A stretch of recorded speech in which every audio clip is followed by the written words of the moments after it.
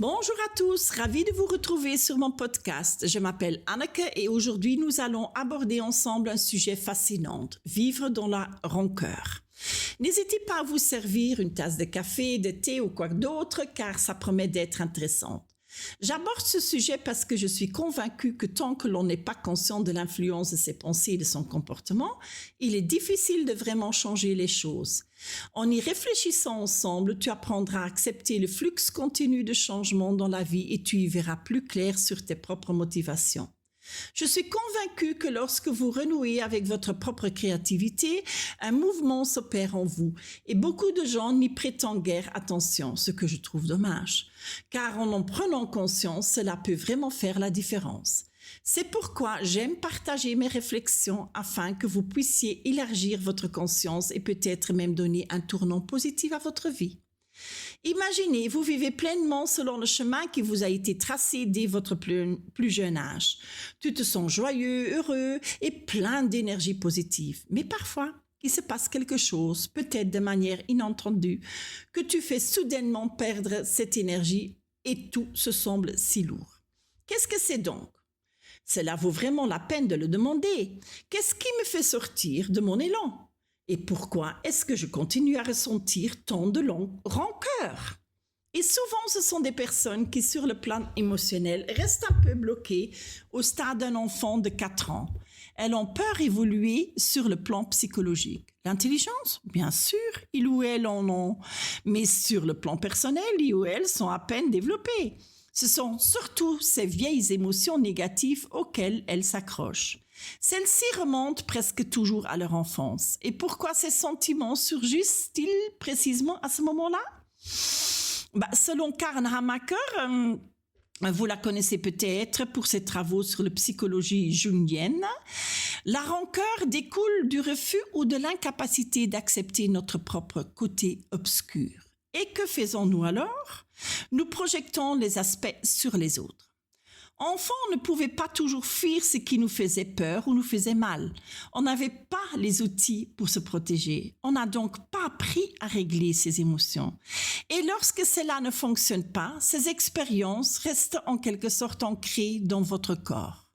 L'enfant blessé en vous ne parvient alors pas à lâcher prise face à ces situations.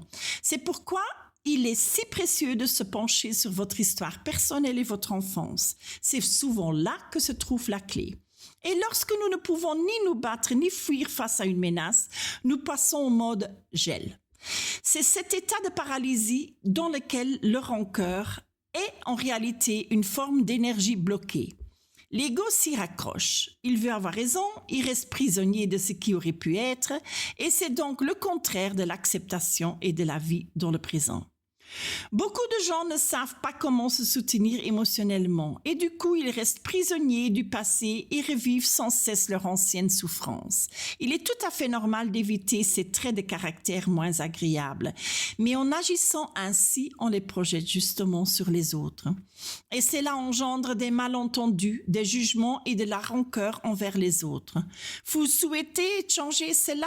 Commencez alors par reconnaître votre côté obscur. C'est la première étape pour transformer la rancœur en développement personnel. Et si vous ne le faites pas, vous verrez le monde qui vous entoure comme un adversaire, mais en réalité, vous ne faites que vous saboter vous-même.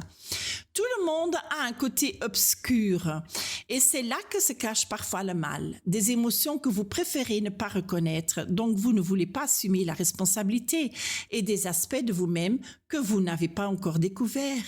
Il ne s'agit pas seulement de vos traits indésirables, mais aussi de talents inexploités. C'est à vous de choisir si vous souhaitez les mettre à profit. Selon Carl Jung, les talents inexploités peuvent semer les germes les plus malveillantes, tels que la dépression et l'agressivité.